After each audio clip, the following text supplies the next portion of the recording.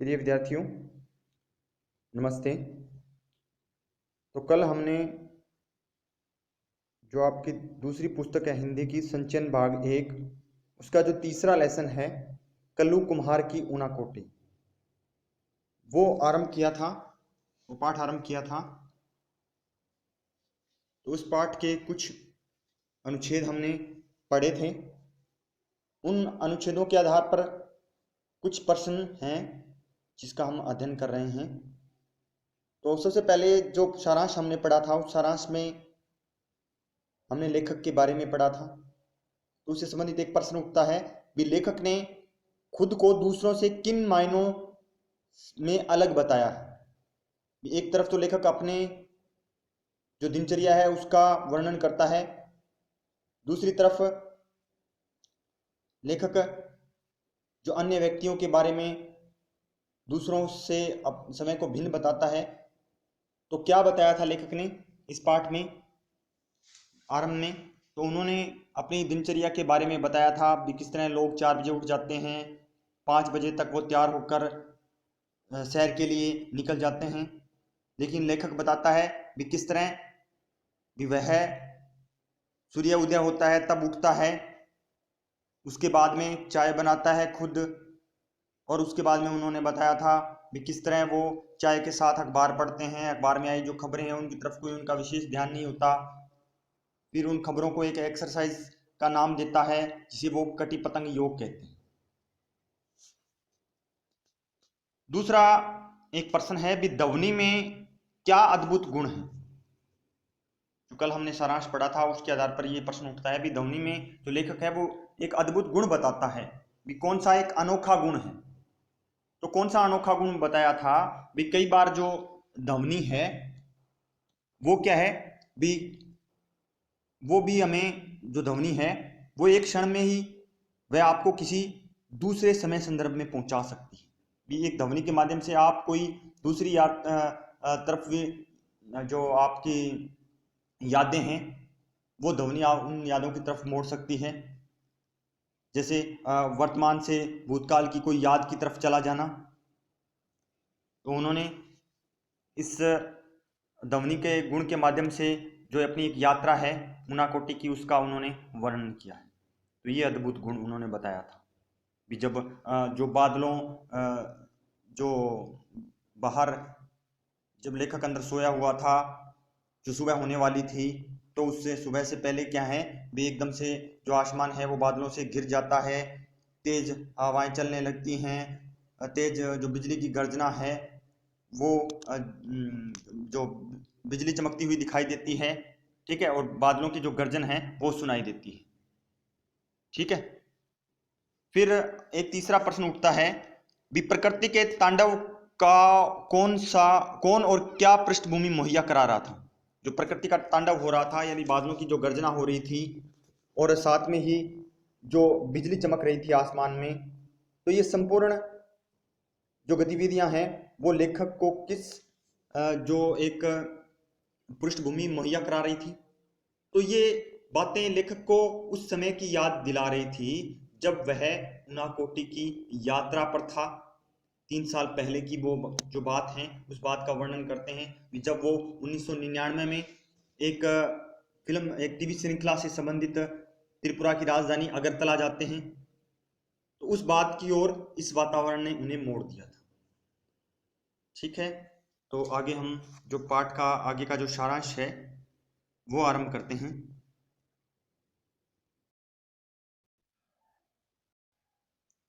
तो कल हमने जो पाठ के पहले भाग में लेखक की दिनचर्या के बारे में पढ़ा, साथ में ही हमने जो इस पाठ में पूर्वोत्तर के राज्यों का जो वर्णन है वो भी पढ़ा कि पूर्वोत्तर में ये जो 7 राज्य स्थित हैं उन राज्यों की भौगोलिक स्थिति के बारे में, वहाँ की विशिष्टता के बारे में हमने पढ़ा। तो आइए हम अब पाठ के अगले भाग में त्रिपुरा के बारे में कुछ और रोचक जानकारियां प्राप्त करते हैं। तो आरंभ करते हैं। पृष्ठ 21 नंबर पर। पहले 3 दिनों में मैंने अगरतला और उसके इर्द गिर्द शूटिंग की।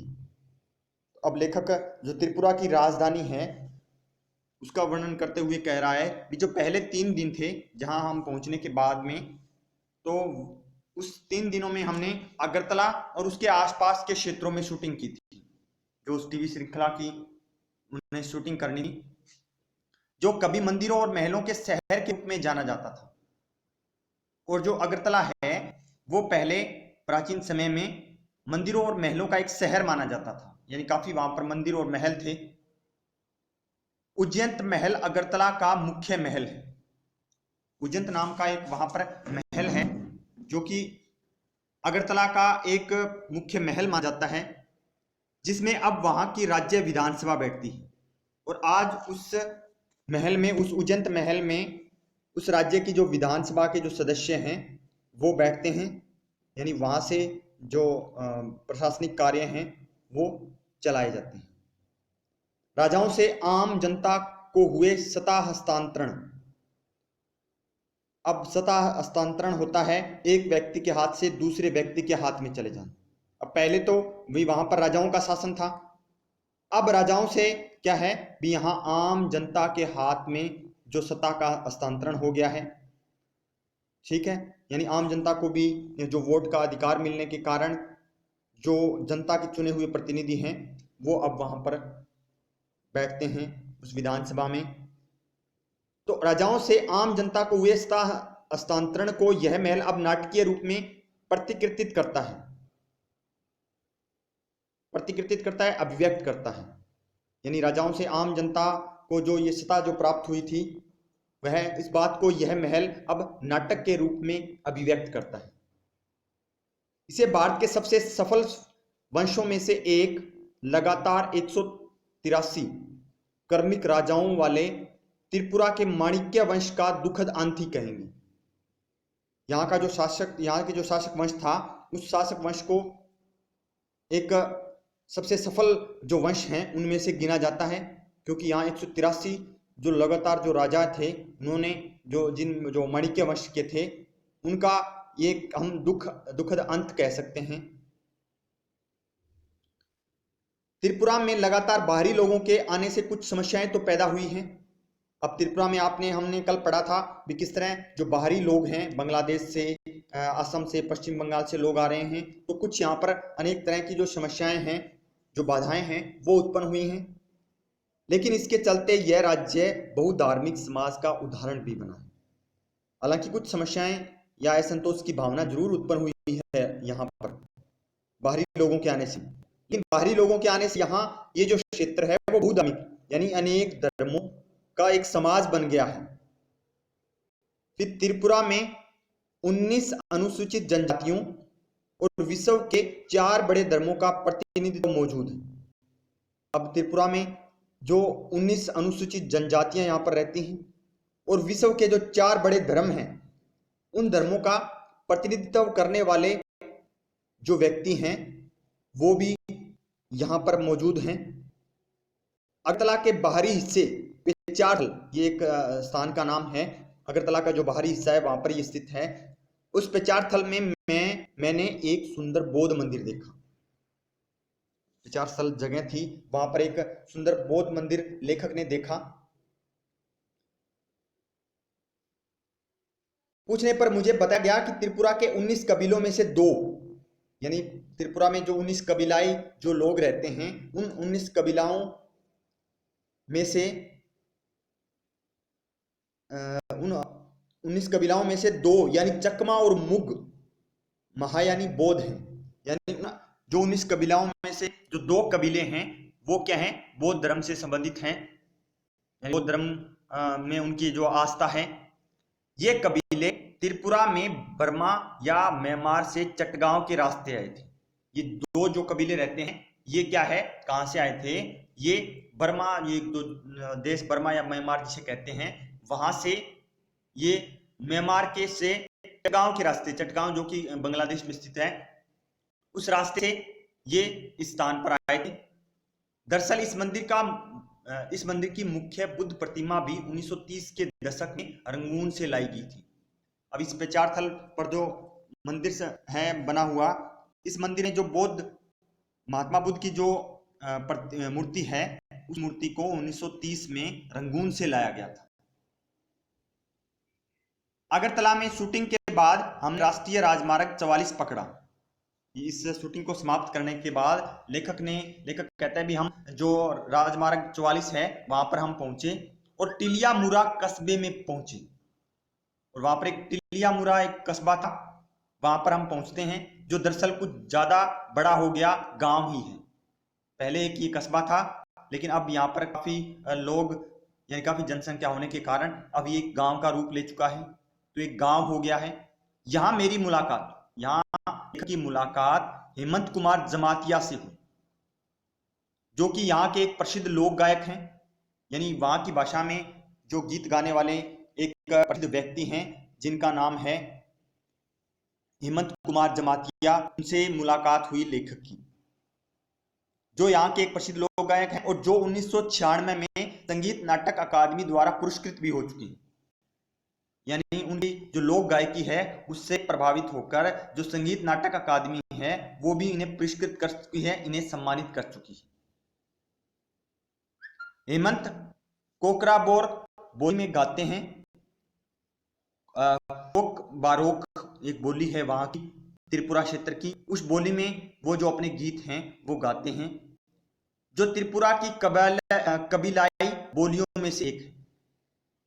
जो त्रिपुरा के जो कबीलाई लोग हैं, जो उनकी बोलियां हैं, उन बोलियों में से एक ये मुख्य बोली है। उस बोली में जो ये कोकरा बारो बोली है वो प्रमुख है, और उसी बोली में वो जो अपने गीत हैं वो गाते हैं, जो लोकगीत वो गाते हैं। जवानी के दिनों में वे पीपल्स लिबरेशन ऑर्गेनाइजेशन के कार्यकर्ता थे। अब एक ये विद्रोही संगठन है, जब वो जवान थे तो उस समय वो इस पीपल लिबरेशन ऑर्गेनाइजेशन के कार्यकर्ता थे। लेकिन जब उनसे मेरी मुलाकात हुई तब वे हथियारबंद संघर्ष का रास्ता छोड़ चुके थे। लेकिन आज के समय में उन्होंने जो विद्रोहियों का जो रास्ता अपनाया था, विद्रोही प्रवृत्ति का, वो उन्होंने छोड़ दिया था और चुनाव लड़ने के बाद जिला परिषद के सदस्य बन गए थे। और बाद में उन्होंने चुनाव लड़ा उस ऑर्गेनाइजेशन छोड़कर, और वो जिला परिषद के सदस्य बन गए। जिला परिषद ने हमारी शूटिंग यूनिट के लिए एक भोज का यानी एक खाने के लिए जो आयोजन था उसका कार्यक्रम उन्होंने बनाया। जो जिला परिषद के जो सदस्य थे उन्होंने जो संपूर्ण यूनिट थी शूटिंग की, संपूर्ण उस शूटिंग से संबंधित जो लोग थे, हम सभी के लिए क्या है एक भोज का आयोजन किया। यह एक सीधा साधा खाना था और उस भोज में हमें क्या है सीधा साधा खाना दिया गया, जिसे सम्मान और लगाव के साथ परोसा गया था, जिसे अत्यधिक मान सम्मान और इज्जत के साथ हमें खिलाया गया था। हालांकि वो भोजन जरूर सादा था, लेकिन उसे सम्मान के साथ हमें खिलाया गया था। भारत की मुख्यधारा में आई मुंहजोर और दिखावेबाज संस्कृति ने अभी त्रिपुरा के जनजीवन को नष्ट नहीं किया था। अब उस खाने को देखकर, उस भोज को देखकर लेखक कहता है कि जो मुख्य धारा, भारत की मुख्य धारा से आई जो मुंहजोर और दिखावेबाज जो संस्कृति है, ये लोग आज के समय दिखावा करते हैं, एक बनावटी जो दिखावा करते हैं बनावटी संस्कृति के आधार पर, तो वो संस्कृति लेखक कहता है भी वहां नहीं थी। ठीक है, उस संस्कृति से बिल्कुल अलग हमें क्या है जो एक शुद्ध जो संस्कृति है वो देने को मिली, जिसने क्या है अभी त्रिपुरा के जनजीवन को नष्ट नहीं किया। यानी उसमें जो त्रिपुरा के जो लोग हैं उनकी जो संस्कृति है वो साफ दिखाई दे रही थी। भोज के बाद मैंने हेमंत कुमार जमातिया से एक गीत सुनाने का अनुरोध किया, और जैसे ही भोज का कार्यक्रम जो होने के बाद लेखक ने जो लोक गायक थे हेमंत कुमार जमातिया, जो कि अब जिला परिषद के एक सदस्य थे, उनसे क्या है एक गीत सुनाने का उन्होंने आग्रह किया, प्रार्थना की, और उन्होंने अपनी धरती पर बहती शक्तिशाली नदियों, ताजगी भरी हवाओं और शांति का एक गीत गाया। तब उन्होंने उस क्षेत्र से संबंधित जो नदियां हैं और जो प्राकृतिक आवरण है उससे संबंधित एक शांतिपूर्ण एक जो गीत है वो हेमंत जमातिया ने गाया। त्रिपुरा में संगीत की जड़ें काफी गहरी प्रतीत होती। जब हमने इस संगीत को सुना तो हमें ऐसा प्रतीत हुआ भी यहाँ पर क्या है, एक संगीत का एक अनोखा अद्भुत संगम है, एक अलग ही प्रवृत्ति है, एक अलग ही संस्कृति जो गीत की है वो यहाँ दिखाई देती है। गौरतलब है कि बॉलीवुड के सबसे मौलिक संगीतकारों में से एक एस.डी. बर्मन त्रिपुरा में से ही आए थे। एस.डी. बर्मन का आपने नाम सुना होगा भी। वो भी क्या है, जो बॉलीवुड के एक प्रमुख संगीतकार हैं और वो भी त्रिपुरा के क्षेत्र से ही आए हैं। दरअसल वे त्रिपुरा के राज परिवार के उत्तराधिकारियों में से एक थे, यानी त्रिपुरा के जो राजवंश से संबंधित जो लोग हैं उन उत्तराधिकारियों में से, उस राज परिवार से वो भी एक उत्तराधिकारी थे। टीलियामुरा शहर के वार्ड नंबर 3 में मेरी मुलाकात एक और गायक मंजू ऋषिदास से हुई। तो यहाँ भी एक पहले हेमंत कुमार जमातिया से वो गए थे, वो भी एक गायक थे। फिर एक वो जो लेखक हैं वो टीलियामुरा एक शहर है, वहाँ का जो वार्ड नंबर 3 है, वहाँ पर उनकी एक मुलाकात एक और गायक से होती है जिनका नाम था मंजू ऋषिदास नाम की जो महिला थी, उनसे उनकी मुलाकात हुई। ऋषिदास मोचियों के एक समुदाय का नाम है। मोची यानी जूते जो गांठने वाले होते हैं, उन समुदायों में से जो ऋषिदास हैं वो भी एक समुदाय है मोचियों का। लेकिन जूते बनाने के अलावा इस समुदाय के कुछ लोगों को विशेषज्ञता थाप वाले वाद्यों जैसे तबला और ढोल के निर्माण और उनकी मरम्मत के काम में भी है। अब जैसे जो ये ऋषिदास समुदाय के जो लोग हैं भी, इनका ये जो विशेषज्ञता है यानी किसी काम को करने में निपुण होने की जो कला है वो क्या है, एक गीत में ही नहीं है। इसके अतिरिक्त उनकी जो कला है वो वाद्य यंत्रों यानी जो संगीत से संबंधित जो ये यंत्र होते हैं, उन जैसे तबला है, ढोल है यानी थाप वाले, इनके निर्माण और मरम्मत यानी इनको ठीक करने के काम में भी इनकी एक विशेषज्ञता है। इस काम में भी वो निपुण है। मंजू ऋषिदास आकर्षक महिला थी, एक सुंदर महिला थी और रेडियो कलाकार होने के अलावा वो एक रेडियो कलाकार थी। और इसके अतिरिक्त वो क्या है, नगर पंचायत में अपने वार्ड का प्रतिनिधित्व यानी नेतृत्व, अपने वार्ड का वो नेतृत्व करती थी। वे निरक्षर थी, हालांकि वो अनपढ़ थी, लेकिन अपने वार्ड की सबसे बड़ी आवश्यकता, लेकिन जो उनके वार्ड की सबसे बड़ी जो आवश्यकता थी यानी स्वच्छ पेयजल यानी जो साफ सुथरा पीने का पानी के बारे में उन्हें पूरी जानकारी थी। नगर पंचायत को वे अपने वार्ड में नल का पानी पहुंचाने और इसकी मुख्य गली में ईंटें बिछाने के लिए राजी कर चुकी थी। भी उन्होंने जो नगर पंचायत है उसे अगर भी हमें हमारे वार्ड में जो स्वच्छ पेयजल है वो उपलब्ध कराया जाए और जो हमारी मुख्य गलियां हैं उनमें ईंटें बिछाई जाए, इसके लिए वो क्या है, जो नगर पंचायत है उसको राजी कर चुकी थी। वो भी इन गलियों को बनाने के लिए तैयार हो गए थे, स्वच्छ पेयजल को उपलब्ध कराने के लिए भी वो तैयार हो गए थे। हमारे लिए उन्होंने 2 गीत गाए। मंजू ऋषिदास ने 2 गीत लेखक के लिए यूनिट के लिए जो थी और जो यूनिट थी उनकी शूटिंग यूनिट, उनके लिए 2 गीत गाए। इसमें उनके पति ने शामिल होने की कोशिश की क्योंकि मैं उसमें उनके गाने की शूटिंग कर रहा था। गाने के बाद तुरंत वे गृहिणी की भूमिका में आ गई, यानी जो घर के कामकाज को देखती हैं गृहिणी जो होती हैं उस भूमिका में आ गई। एक तरफ तो वो भी जो वार्ड की जो प्रतिनिधित्व कर रही हैं, दूसरी तरफ वो एक गायक भी हैं, गायिका भी हैं, और तीसरा उनका उसका कौन सा रूप आया, वो एक गृहिणी का जो रूप है वो उनका सामने आया। और बगैर किसी हिचक के, बिना किसी परेशानी के, बिना किसी घबराहट के हमारे लिए वो चाय ना कर ले आई। मैं इस बात को लेकर आश्वस्त हूं, यानी मेरा एक विश्वास है कि किसी उत्तर भारतीय गांव में ऐसा होना संभव नहीं है। जो क्षेत्र उत्तर भारत में जो राज्य हैं उन राज्यों में इस तरह की जो उदाहरण हैं वो देखने को नहीं मिलते हैं, क्योंकि स्वच्छता के नाम पर एक नई किस्म की अछूत प्रथा वहां अब भी चल रही। यानी जो उत्तर भारतीय क्षेत्र है वहां पर जो एक छूत प्रथा होती है, ठीक है, गरीबों को जो वास्तविक जो अधिकार वो ही मिलते, उन्हें क्या है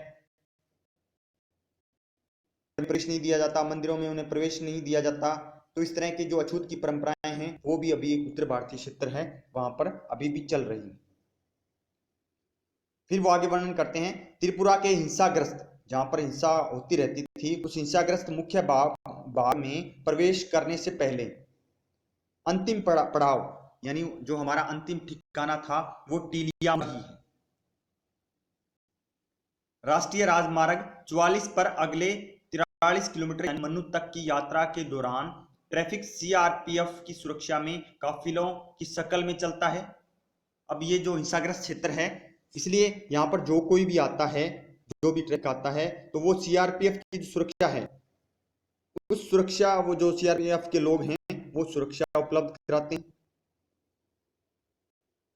तो मुख्य सचिव और आईजी सीआरपीएफ से मैंने निवेदन किया कि वे हमें घेरेबंदी में चलने वाले काफिले के आगे आगे चलने दें।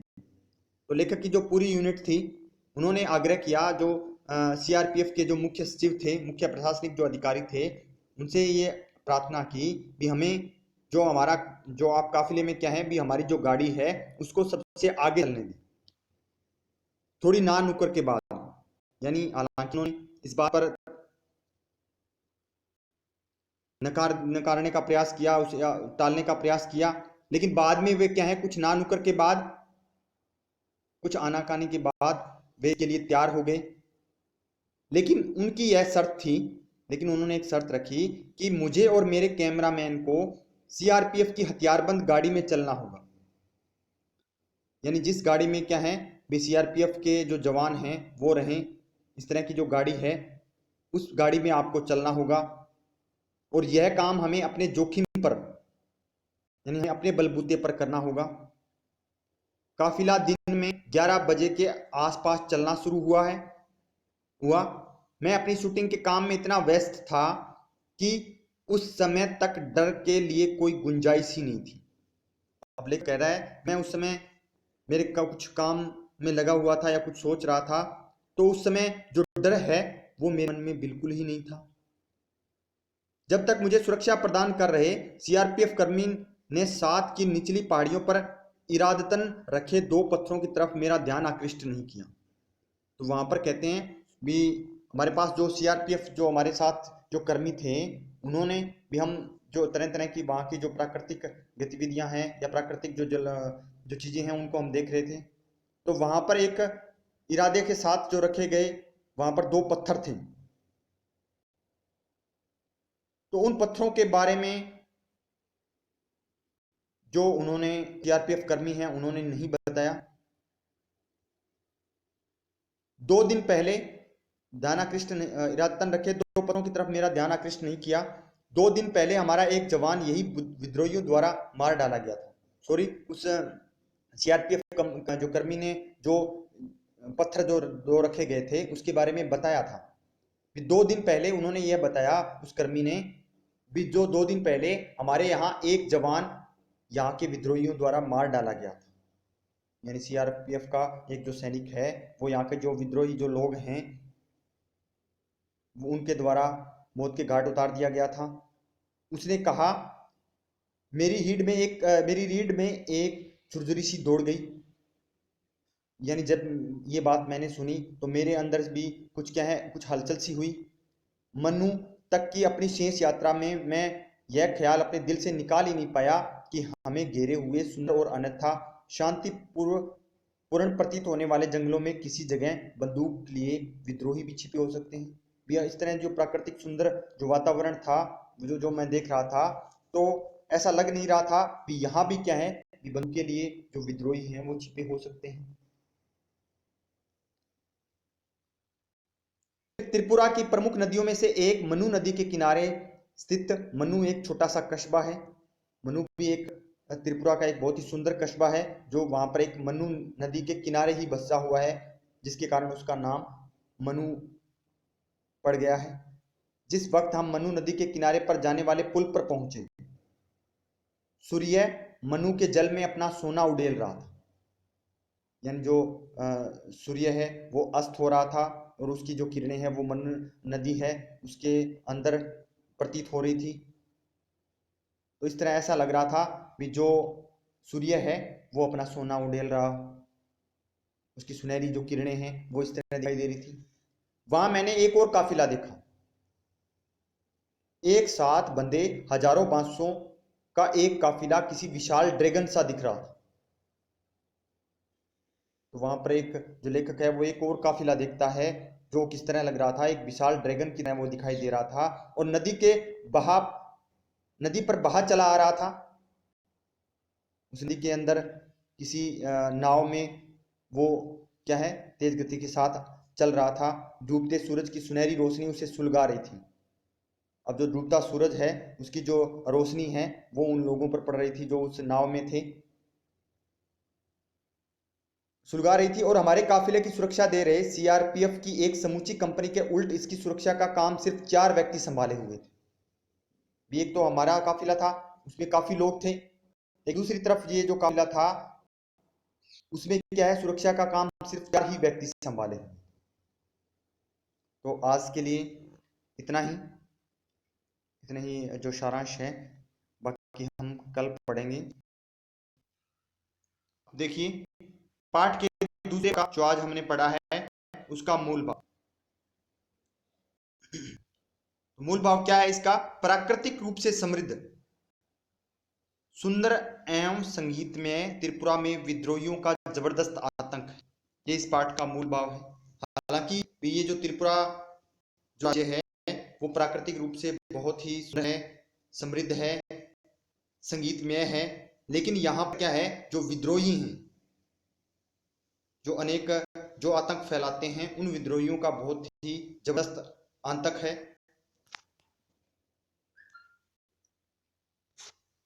तो इस पाठ के मूल देखिए, प्राकृतिक रूप से समृद्ध, सुंदर एवं संगीत में त्रिपुरा में विद्रोहियों का जबरदस्त आतंक है। त्रिपुरा में बाहरी आवक के कारण स्थानीय लोगों में गहरा असंतोष होने के कारण इस क्षेत्र का हिंसा की चपेट में आना। यहाँ पर विद्रोहियों का आतंक क्यों है? क्योंकि त्रिपुरा में क्या है भी बाहरी जो लोग हैं वो बहुत अधिक आ रहे हैं, बांग्लादेश से आ रहे हैं, असम से आ रहे हैं, पश्चिम बंगाल से आ रहे हैं, जिसके कारण यहाँ की जो आदिवासी जो लोग हैं उनमें एक असंतोष की भावना आ गई है। उस असंतोष की भावना के कारण भी उनका जो प्रतिनिधित्व है वो धीरे धीरे कम होता जा रहा है, उनकी संख्या कम होती जा रही है, लेकिन जो बाहर से आने वाले जो लोग हैं वो बढ़ते जा रहे हैं, जिसके कारण क्या है इस क्षेत्र का हिंसा की चपेट में आ गया है। यहाँ तरह तरह की जो ऑर्गेनाइजेशन है या तरह की जो आतंकवादी जो संगठन हैं वो उत्पन्न हो गए हैं।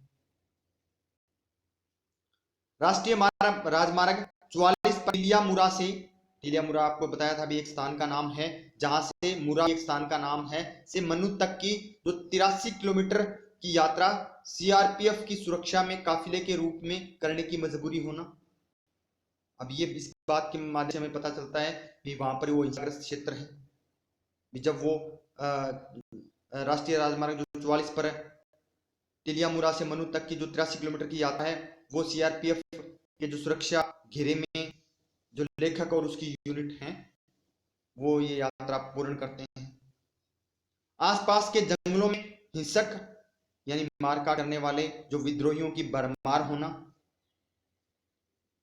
जंगली एरिया में यात्रा के दौरान विद्रोहियों के हमले और मौत का डर सदैव बना रहना। अब जो जंगली एरिया है जहां पर बहुत अधिक घने जंगल हैं, उस क्षेत्र में जो इस विद्रोहियों के हमले का डर रहता है।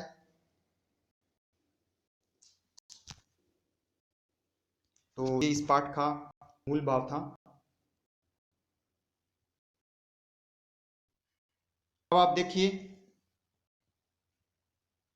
प्रश्न उत्तर इस पाठ के। अभ्यास 9.1 निम्नलिखित प्रश्न के उत्तर आपको 30 से 40 शब्दों में देने हैं। तो निम्नलिखित प्रश्नों के उत्तर 30 से 40 शब्दों में लिखिए। प्रश्न नंबर 2 है, लेखक ने त्रिपुरा को बहुधार्मिक समाज का उदाहरण क्यों माना है? वहां पर बौद्ध धर्मों के लोग रहते हैं, बहुधार्मिक समाज वहां पर क्यों माना है लेखक ने? तो लेखक त्रिपुरा त्रिपुरा में क्या है 19 अनुसूचित जातियां, ये हमने आज ही पढ़ा है भी वहां पर 19 अनुसूचित जातियां हैं और विश्व के जो 4 बड़े धर्मों के जो प्रतिनिधि हैं वो यहाँ पर मौजूद हैं त्रिपुरा में। वहां पर जो 19 कबीले हैं उन 19 कबीलों में से 2 कबीले यानी बौद्ध धर्म संबंधित हैं और ये जो कबीले हैं वो क्या है त्रिपुरा में कहां से आए हैं, बर्मा और म्यांमार के चटगांव यानी जो बांग्लादेश में स्थित है उस रास्ते से ये जो अन्य धर्म के जो लोग हैं वो उस रास्ते से यानी जो बौद्ध धर्म के लोग हैं वो यहाँ इस चटगांव के रास्ते आए हैं। तो त्रिपुरा में हालांकि जो अनेक लोगों के आने के कारण कुछ समस्याएं जरूर बढ़ी हैं, लेकिन यहाँ पर भी इन बाहरी लोगों के आने से यह जो राज्य है वो बहुधार्मिक हो गया है, यानी अनेक धर्मों से संबंधित जो लोग हैं वो यहाँ पर रहने लग गए। इसलिए ये जो क्षेत्र है, यह जो राज्य है वो एक बहुधार्मिक समाज का उदाहरण बन गया है।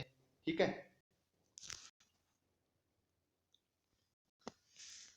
प्रश्न नंबर 18 देखिए, त्रिपुरा में आदिवासी असंतोष को किस प्रकार दूर किया जा सकता है। अब क्या है भी त्रिपुरा में जो आदिवासी लोगों के अंदर एक असंतोष की जो भावना है वो व्याप्त हो गई है। उनमें एक असंतोष की भावना इसलिए व्याप्त हो गई है क्योंकि बाहर से आकर जो काफी जो लोग हैं वो यहाँ बस गए हैं। क्योंकि त्रिपुरा है वो हमने पढ़ा अभी 3 तरफ से बांग्लादेश से घिरा हुआ है और बांग्लादेश के जो लोग हैं वो बिना अनुमति के यानी गैर कानूनी तरीके से यहाँ आकर रहने लग गए। इसके कारण यहाँ के जो लोग हैं उसमें असंतोष की जो भावना है, असंतोष की स्थिति है। ये हमारी जो जनसंख्या है वो क्या है, कम है, लेकिन बाहर से लोग आ रहे हैं, वो जनसंख्या है वो बढ़ रही है। तो बांग्लादेशियों की इस घुसपैठ पर रोक लगाकर जो आदिवासियों के असंतोष को दूर किया जा सकता है, यानी बांग्लादेश से आने वाले लोग हैं उन पर क्या है रोक लगा दी जाए तो आदिवासियों का जो असंतोष है उसको दूर किया जा सकता है। अभ्यास प्रश्न 9.3, निम्नलिखित प्रश्नों के उत्तर आपको 60 से 70 शब्दों में लिखने हैं। त्रिपुरा के हिंसाग्रस्त क्षेत्र में लेखक ने किस प्रकार यात्रा की। तो त्रिपुरा का जो हिंसाग्रस्त क्षेत्र था आज ही हमने पढ़ा है भी किस तरह जो सीआरपीएफ के जो काफिला था उस काफिले में लेखक की जो गाड़ी है वो चलती है और लेखक जो है वो मुख्य सचिव और सीआरपीएफ के आईजी से निवेदन करके अपनी पूरी यूनिट के साथ घेराबंदी में चलने वाले यात्रियों के आगे आगे सीआरपीएफ की हथियार गाड़ी बंद जो गाड़ी है उसमें वो चले थे।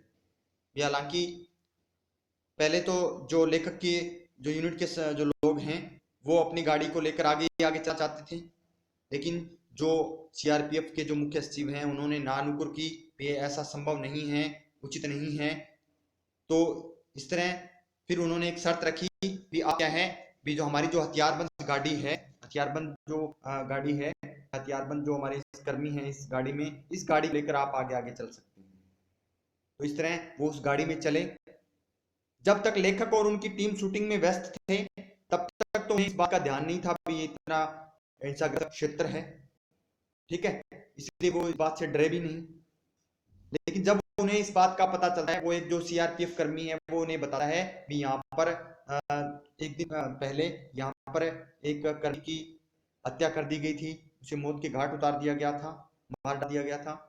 तो इस बात को सुनकर लेखक के मन में घबराहट सी उत्पन्न हो जाती है, ठीक है, तो लेखक के मन में गुजरी सी दौड़ जाती है। ध्वनि में यह अद्भुत गुण है, लेखक किस गुण के संबंध में बात कर रहे हैं। अब हमने कल पढ़ा था ये ध्वनि के बारे में भी किस तरह भी ये जो ध्वनि होती है उसमें एक बहुत ही एक अनोखा गुण होता है। तो लेखक उस किस अनोखे गुण की संबंध में बात कर रहा है।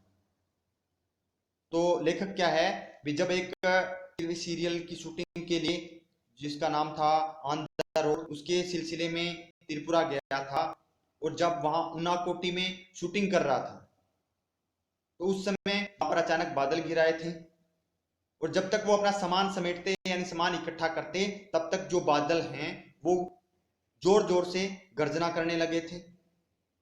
गर्जन यानी जो बिजली है वो भी चमकने लगी थी और वर्षा का जो तांडव है वो शुरू हो गया था, यानी तेज वर्षा आरंभ हो गई थी। और 3 साल बाद लेखक ने जब ऐसी गर्जना यानी जो उस समय उन्होंने महसूस की थी, उनाकोटे की जो शूटिंग कर रहे थे, उसी गर्जना का अनुभव उन्हें उसी तरह की जो गर्जना है वो उन्होंने दिल्ली में जब देखा तो उन्हें उनाकोटी की याद आ गई थी। इस तरह क्या है, ध्वनि ने उसे क्या है दूसरे समय संदर्भ में यानी वर्तमान से भूतकाल में पहुंचा दिया। तो बेटा आज इतना ही। इस आज जो आपको हमने जो लेसन पढ़ा है उस लेसन को आपको ध्यान से पढ़ना है और इन प्रश्नों को आपको फिर नोटबुक में लिखना है और अच्छी तरह लर्न करना है। तो आज के लिए बेटा इतना ही। Have a nice day. It's okay.